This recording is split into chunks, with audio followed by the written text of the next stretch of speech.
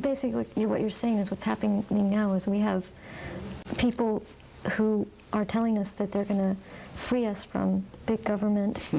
At the same time, they're actually gathering up more control. It's interesting that this talk about big government, it's almost laughable if you just know a little bit of American history, because the Republicans want big government. They want big government when it does what they want it to do. They certainly want big government when they make war. They don't want to give war over to private enterprise. They don't want to privatize the military. No. They don't like big government when government does something for ordinary people or poor people.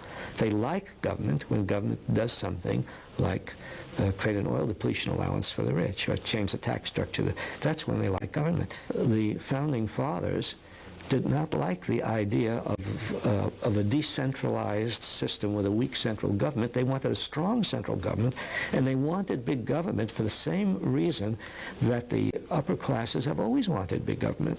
They wanted big government because big government has always been a protector of the interests of the rich. And they wanted a constitution with a strong central government to protect the interests of the slaveholders and the bondholders and the landholders and the merchants and the manufacturers, because only a strong central government could do that. And in the 19th century, we had big government in the sense that the government gave huge grants of land to the railroads. 100 million acres of land were given free to the railroads. Now, if you ask the government, if you were poor today, and asked the government for an acre of land, 1 acre of land, just as a gift, because you're poor. I mean, you would be laughed at.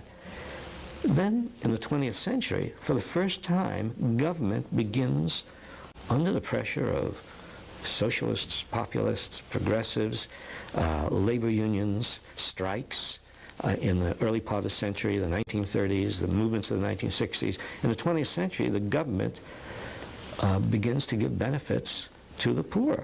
The New Deal measures and the Fair Deal measures and so on. And then the cry arises, big government, welfare.